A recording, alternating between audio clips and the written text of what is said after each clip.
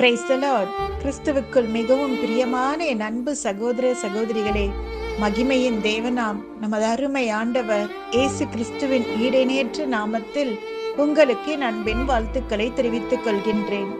40 days life transforming 40 prayers. 40 நாட்கள் நம் வாழ்வை மறுரூபப்படுத்தும் 40 ஜெபங்கள் என்ற தலைப்பில் 3ஆம் நாளான இன்று ஜெப நேரம் என்ற தலைப்பில் நாம் தியானிக்க போகின்றோம். கொலோசியர் 4:5 சொல்கிறது, ஞானமாய் நடந்து காலத்தை பிரயோஜனப்படுத்திக் கொள்ளுங்கள். டைம் இஸ் கோல்ட் என்று ஆங்கிலத்தில் ஒரு வாக்கியம் உண்டு. அதற்கு அர்த்தம் காலம் பொன் போன்றது. பொன் அல்லது தங்கம் என்பது நாம் அறிந்ததை போல ஒரு விலை உயர்ந்த பொருள். நேரத்தை தங்கத்திற்கு ஒப்பிட்டு சொல்லப்பட்டிருக்கிறது. தங்கத்தை நாம் கவனமாக பார்த்து கொள்வோம். பிள்ளைகளிடம் ஒரு தங்க பொருளை கொடுத்தால் அதை பத்திரமாக பார்த்து கொள்ள வேண்டும் என்று சொல்லிக் கொடுப்போம். இன்றைக்கு 1 கிராம் தங்கத்தின் விலை கிட்டத்தட்ட 8000 ரூபாயை தாண்டி சென்று கொண்டிருக்கிறது. அப்படி ஒருவேளை 1 மணி நேரத்திற்கு இவ்வளவு ரூபாய் என்று மதிப்பு போடப்பட்டிருந்தால் நாம் நேரத்தை பார்த்து செலவழித்திருப்போமா என்று தெரியவில்லை. ஆனால் தங்கத்தை காட்டிலும் நேரம் விலையேற பெற்றது. ஏன் தெரியுமா? தங்கத்தை தொலைத்தால் மீண்டும் வாங்கிக் கொள்ளலாம். ஆனால் தொலைத்த மணித்துளிகள் தொலைத்ததுதான். அதை மீண்டும் பெறவே முடியாது. நேரம் என்பது ஒரு வழி சாலை, ஒன் வே ரோட். அதை நாம் திரும்பி பார்க்கலாம், ஆனால் நாம் திரும்பி போக முடியாது. ஒவ்வொரு நிமிடமும் கடவுள் நமக்கு கிருபையாக கொடுத்திருக்கும் நல்ல வாய்ப்புகள். இந்த நேரத்தை விரயம் செய்யாமல் சுறுசுறுப்புடன் அந்தந்த நேரங்களில் செய்ய வேண்டிய வேலைகளை அப்போதே செய்துவிட வேண்டும். கடந்துவிட்ட நேரங்கள் திரும்ப வரப்போகிறதில்லை. இந்த நேரத்தை பயனுள்ளதாக பிரயோஜனப்படுத்த 5 குறிப்புகளை நான் சொல்கின்றேன். முதலாவதாக, செட் பிரையாரிட்டிஸ். முக்கியமானது எது என்று முதலில் தேர்ந்தெடுக்க வேண்டும். இரண்டாவது, பிளான் திங்ஸ். அதை செயல்படுத்துவது எப்படி என்று திட்டமிட வேண்டும். மூன்றாவது, டைம் ஷெட்யூல்.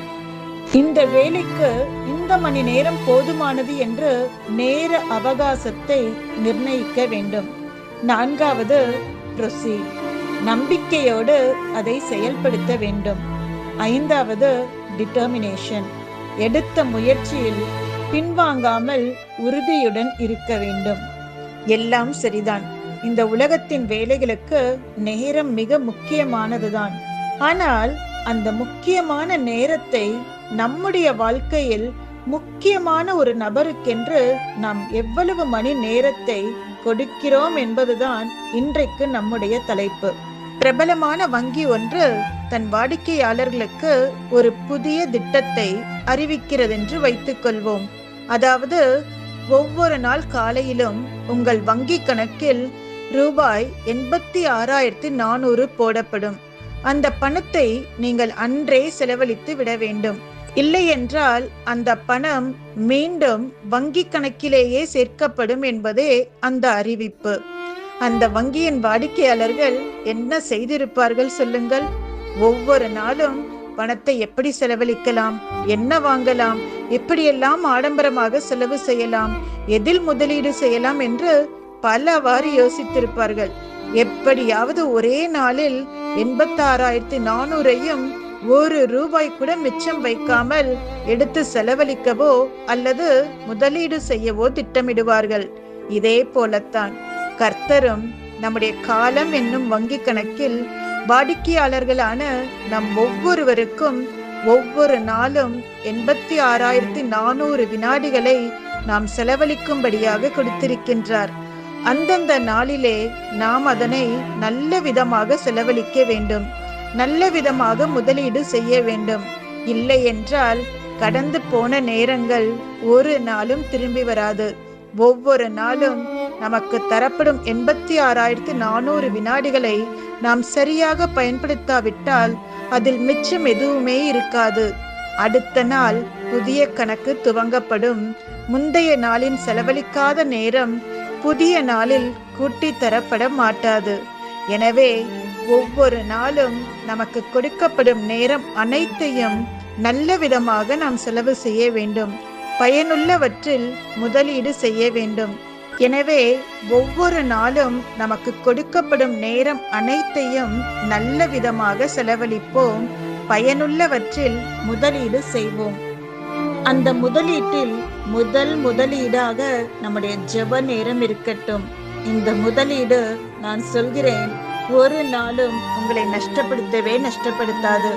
மத்தேயு 6ஆம் அதிகாரம் 33ஆம் வசனம் சொல்கிறது, முதலாவது தேவனுடைய ராஜ்யத்தையும் அவருடைய நீதியையும் தேடுங்கள், அப்பொழுது இவைகளெல்லாம் உங்களுக்கு கூட கொடுக்கப்படும் என்று.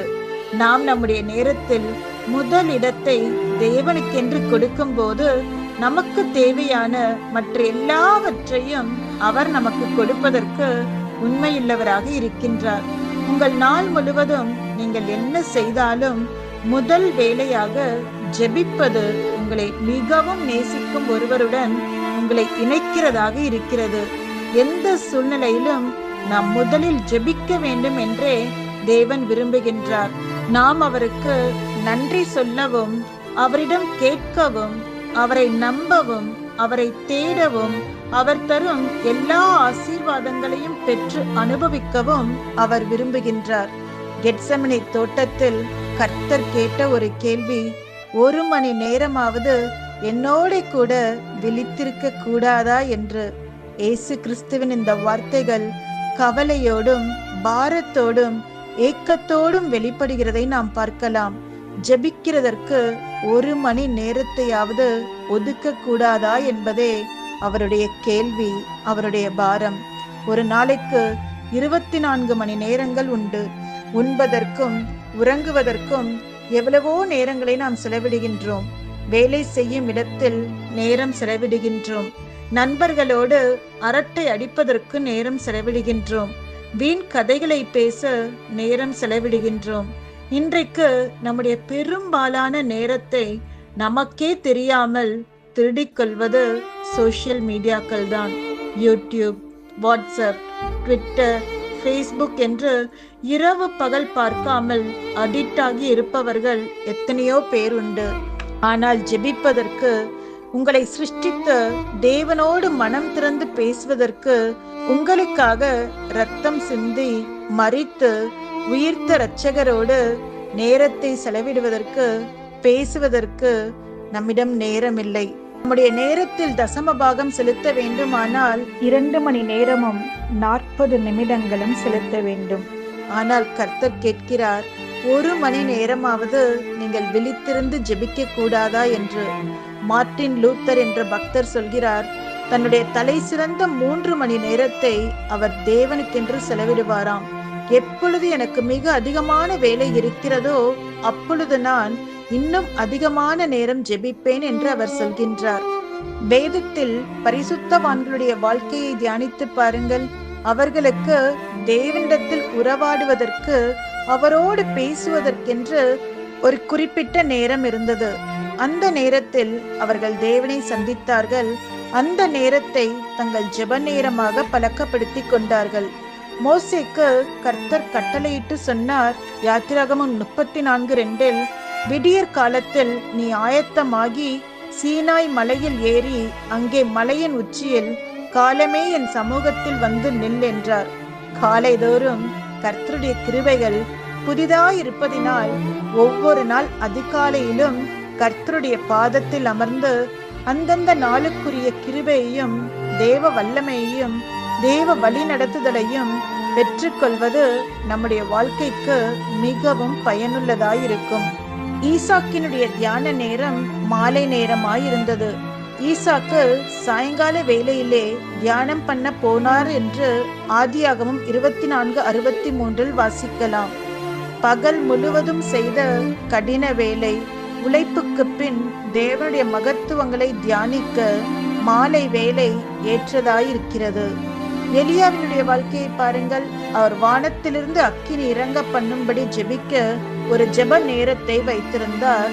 அதுதான் அந்தி பலி செலுத்தும் நேரம்.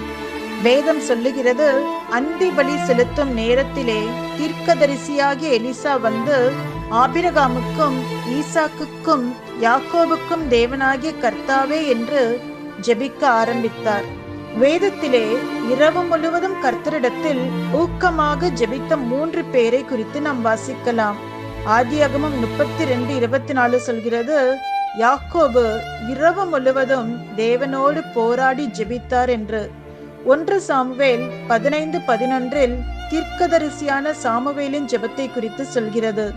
லூக்கா 6:12 நம்முடைய அருமை ஆண்டவரான இயேசு கிறிஸ்து கூட ரா முழுவதும் கெத்செமனே தோட்டத்தில் ஜெபித்து கொண்டிருந்தார் என்று நாம் வாசிக்கலாம்.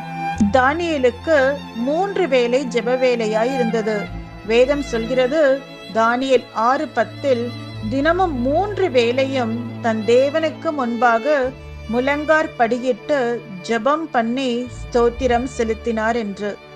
எவ்வளவு போராட்டம் கலக்கங்கள் வந்தாலும், எவ்வளவுதான் அரசாங்க பணி நிறைந்து கிடந்தாலும், தன் ஜீவனே போய்விடும் பயங்கரமான சூழ்நிலை மத்தியிலும் அவர் தன் ஜெபத்தையும் தன்னுடைய ஜெப நேரத்தையும் விட்டுவிடவே இல்லை.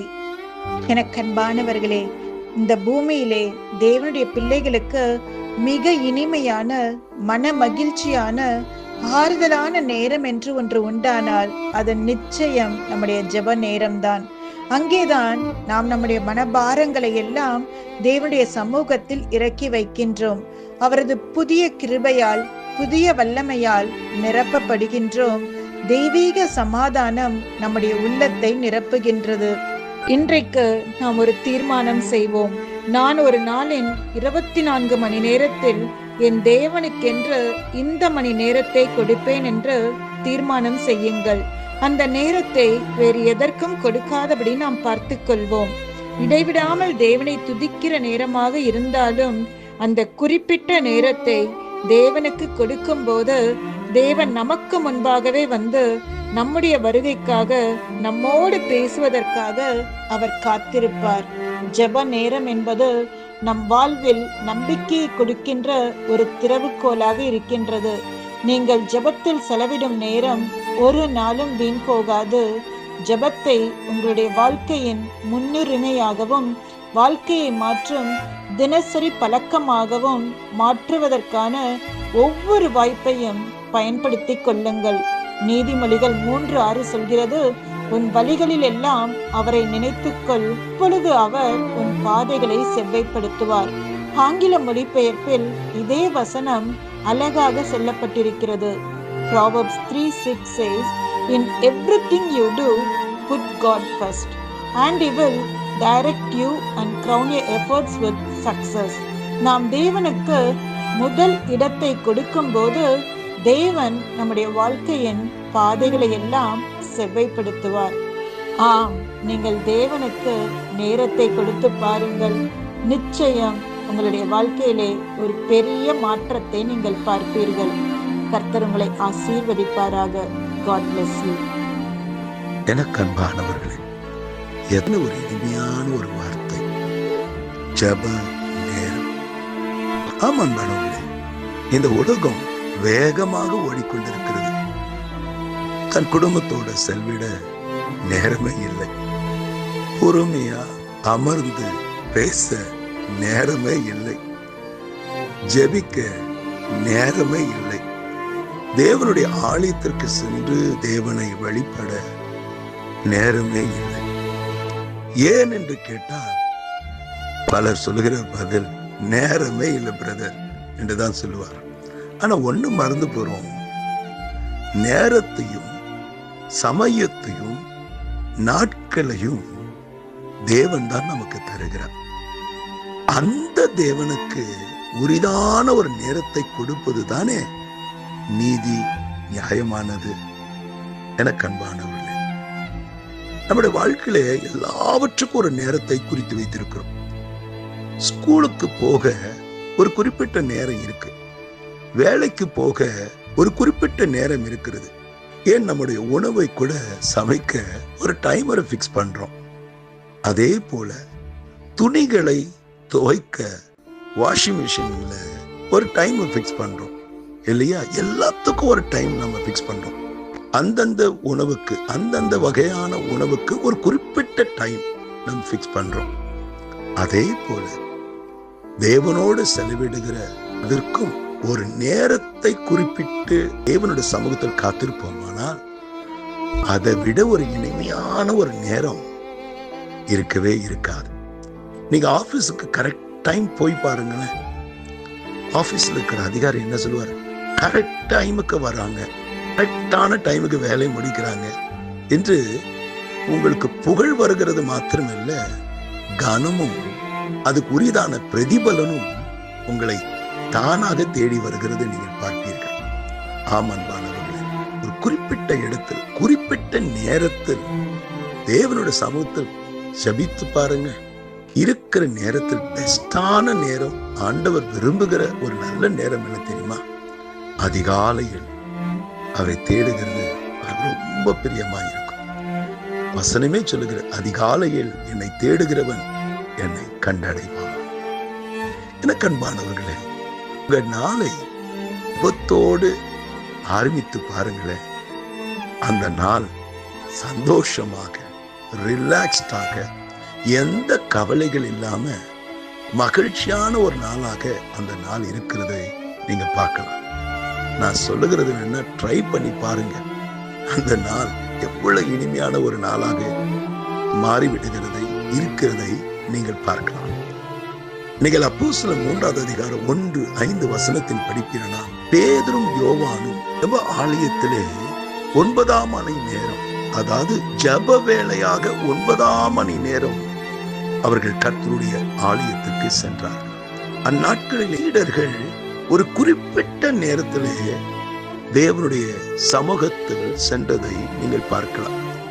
என் தானியேல் கூட ஒரு நாளிலே 3 வேளை தன்னுடைய வழக்கத்தின்படி அவர் ஜெபம் செய்தார் என்று நீ பார்க்கலாம். அதோட பிரதிபலன் என்ன தெரியுமா? ஸ்தானாதிபதிகளுக்கு மேற்பட்டவனாக அந்த ராஜா தானியேலை உயர்த்தினார் பாபிலோன் தேசத்தில்.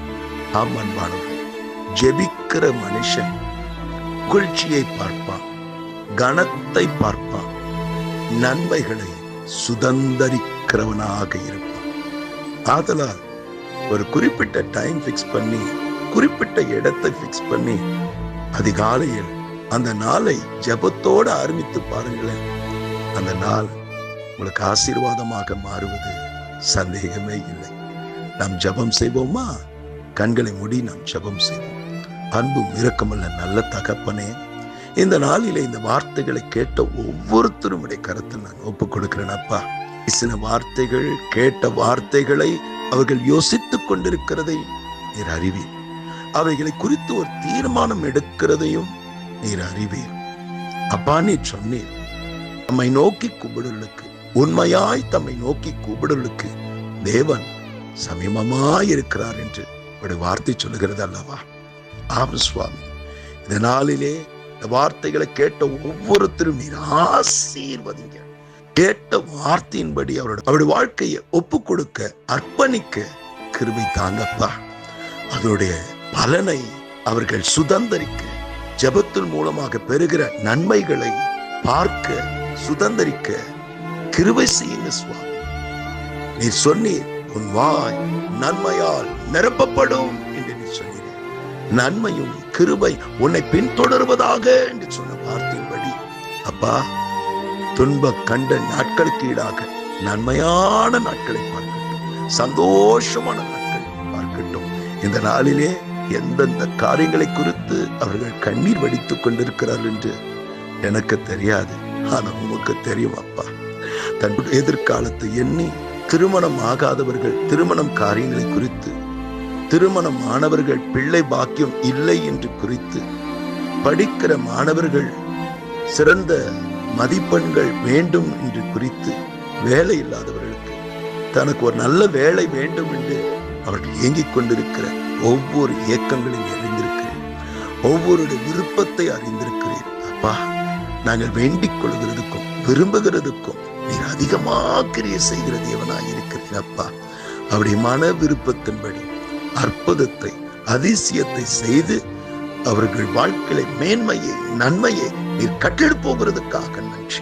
சந்தோஷமான நாட்கள், மனமகிழ்ச்சியான நாட்களை காண கேட்க கிருபை தாங்க.